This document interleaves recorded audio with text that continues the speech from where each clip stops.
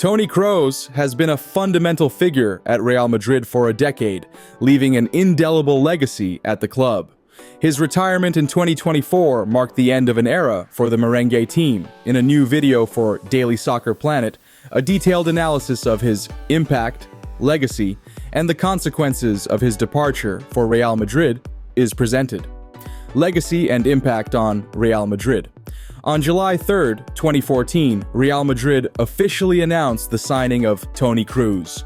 The German arrived in Chamartín, where the hangover from the events of a few weeks earlier was still palpable when the Whites lifted the long-awaited 10th Champions League against their eternal rival, Atletico de Madrid, with a now historic goal by Sergio Ramos in the 93rd minute. The midfielder knew what it was like to conquer the tournament, given that he had lifted it a year earlier with Bayern Munich. However, at the moment he first stepped onto the Bernabeu and touched his new kit during his presentation to the fans, he was still unaware of what he would experience dressed in white. In total, he played 465 matches with 28 goals and the extraordinary record of 101 assists, winning a total of 22 titles, including 6 Champions League, 5 Club World Cups, 4 La Ligas, 4 UEFA Super Cups, 4 Spanish Super Cups, and 1 Copa del Rey. Toni Kroos was much more than just a player for Real Madrid. His time at the White Club left an indelible mark, transforming the way the team conceived the midfield and decisively contributing to one of the most successful eras in the club's history. The brain of the team, exceptional game vision. Kroos possessed an almost supernatural game vision, capable of finding precise passes in tight spaces and initiating plays from any area of the field. Passing precision. His completed pass percentage was astonishing, making him one of the most reliable midfielders in the world.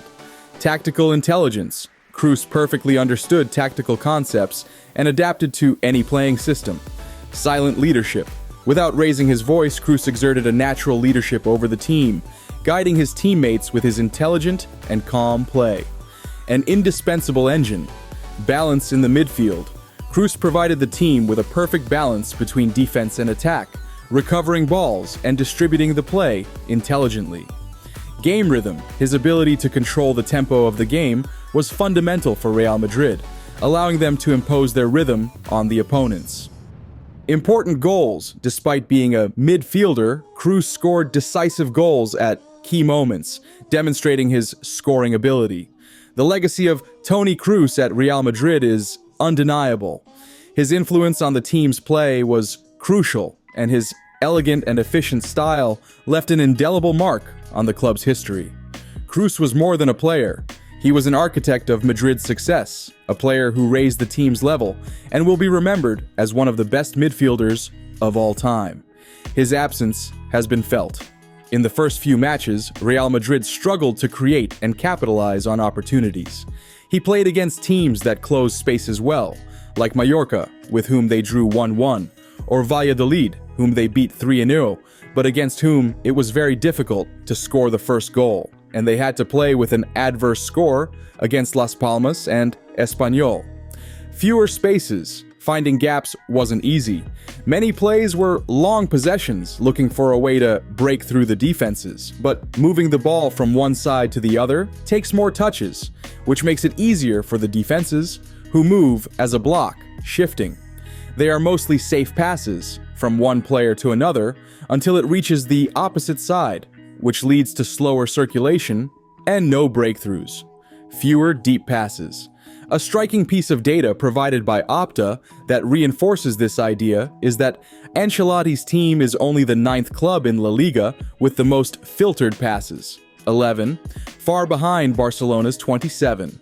On the other hand, according to Scout data, the team made more long passes the previous season, an average of 40.21 compared to 37 this season, and now makes more passes in the attacking zone, 60-92 versus 73. If you're passionate about soccer and love staying up to date on everything happening with transfers, the latest news, and detailed analyses like the consequences Real Madrid has faced since the retirement of Toni Kroos, subscribe to our channel to stay informed about everything in the world of the beautiful game.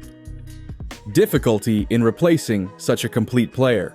The hard reality is this: the midfield isn't working. Valverde, Camavinga, and Tchouaméni are very good, but the best was the German, who made everyone play. No matter how much Ancelotti downplays the problem in press conferences, Kroos's retirement has broken the team. Madrid has the ball, but it lacks game, clarity, and harmony. The Whites weren't supposed to face the blackout of their beacon so soon, but that's how the German is. He said he was leaving at the peak of his career, and he left. And there is no possible substitute. Madrid lacks football, and without Kroos, the Whites are more than ever in the hands of Vinicius and Mbappe. It's not little, but we'll see if it's enough. In Lille, of course, it wasn't. And this time, the outburst didn't work either. With the chances at the end, Madrid did not deserve to lose, but they lost. And a spectacular streak was cut short. 36 consecutive matches without losing, 14 of them in the Champions League. People always say that Real Madrid won all the matches 4-0 with me. That's a mistake. Things don't look good, for sure, but with me, we didn't always play like stars. We've had many fights with me, you can't forget that, Kroos said in his podcast with his brother. His feelings when watching Madrid's matches as a spectator. I watch Real Madrid matches from a different perspective. It feels a bit strange to me, but I still see them as part of the team. I can't ignore it. However, I don't feel the need to say, I really want to play there. Madrid adapted when Cristiano, Ronaldo, Sergio Ramos weren't there. They are absolute legends. Madrid knew how to adapt over time and keep winning. We won 2 champions without them. With me, the same thing will happen. They might take a little while to adapt, but the players we have are very good, indicating the transition of Madrid team must make to adapt their midfield to the players who are currently part of the squad.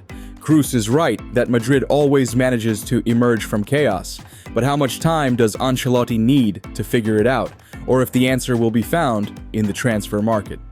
At this moment, it can be said that the German is indeed indispensable for the merengue club. Possible return in 2025. The former Real Madrid player has been in the news in recent hours for stating that he would never rule out returning to the club in the future. In no case as a player, obviously, but in any other area of the entity. Given my closeness to Madrid, I wouldn't rule out doing something at the club at some point in the future. The relationship with Madrid will always be special. It will always be like that, Kroos said on the podcast Einfach mal Lupen. The meaning of Madrid will always be the same for me. It was a long, great, successful stage, and also full of love with Real Madrid. I will always be close to it, that is undeniable. I will defend him and be by his side, always. The relationship is too close for it to change, stated the former midfielder. He would be interested in starting a career as a coach. As is often the case, with the most talented midfielders, he is projected as a future coach. Regarding this matter, the German has spoken out, stating that he does not see himself working as a coach in the short term. For the moment, no. Of course, I can't say if things will be different in 10 years, but I don't want to quickly return to a pace that I consciously left behind. Being busy from morning to night, traveling a lot, sleeping in hotels, that's what has worn me out over the years, Kroos declared in the newspaper Focus. Despite this, he does not rule out this option in the future. I believe it would contribute something to the work of a coach. His possible replacements at Real Madrid. The natural replacement is evident. The Bayer Leverkusen sensation, Florian Wirtz, is emerging as a midfielder for the next decade. Wirtz is a more offensive profile than Kroos, playing more at the front than as a midfielder. However, according to sources, Madrid would consider this signing in 2025, although Kroos's departure could accelerate things. A pure midfielder is Maxence Caqueret. The Lyon midfielder would also be a low-cost option for Madrid. Another one from Ligue 1, Vitinha, the PSG player has had a great season and could be another profile more similar to Toni's, with a great mix of defensive and organizational abilities. A player who has been linked with Barcelona. The situation of Bernardo Silva could take an unexpected turn if Madrid enters the scene. The Manchester City player plays more openly on the wing, but his release clause of 58 million could make his signing accessible. Mac Allister is liked at the White Club, but he has been a recent signing for Liverpool and his transfer is impossible. The fifth and final name is the Italian Nicolo Barella. He is not as young as the others, 27 years old, but his experience would be a change to achieve immediate performance. He is a key player for Inter and his national team, but the main obstacle to his signing is the price, which would exceed the figures that Madrid is willing to pay for Kroos' replacement. Kroos, a player for whom it will not be easy to find a successor. Toni Kroos' departure from Real Madrid marked the end of an era for the merengue club. During his decade-long career, Kroos transformed the midfield with his exceptional vision, surgical precision, and quiet leadership, contributing to one of the team's most glorious eras with 22 titles, including 6 Champions League trophies. His absence has left a difficult-to-fill void, evidenced by the lack of clarity, rhythm, and depth in the team's play in this new phase. Although the club has always known how to reinvent itself after the departure of great stars, the process of adapting to a midfield without Kroos is proving to be challenging. Talented players like Valverde, Camavinga, and Tchouaméni show potential, but none have managed to replicate the balance, control, and creativity that the German offered. The statistics and the team's recent performance reflect a less fluid system, struggling to break through compact defenses and generate consistent offensive play. Kroos' future could be linked to Real Madrid in other roles, reflecting his unwavering commitment to the club. Additionally, there is speculation about possible reinforcements to fill his void, but the search for an ideal replacement remains a challenge. Kroos was not only a brilliant midfielder, but also an architect of Madrid's success, whose mark will remain indelible in the club's history. Time will tell if Real Madrid can consolidate a midfield that recovers the essence lost after his departure. Toni Kroos' legacy at Real Madrid is eternal, but now the team faces a crucial challenge, reinventing itself without its midfield maestro. Who will be the next to take the reins and lead a new era at the Bernabeu? Share your opinions in the comments or leave your suggestions below. Would you bet on a star signing, or do you trust the talent already on the team? We'll be reading your thoughts.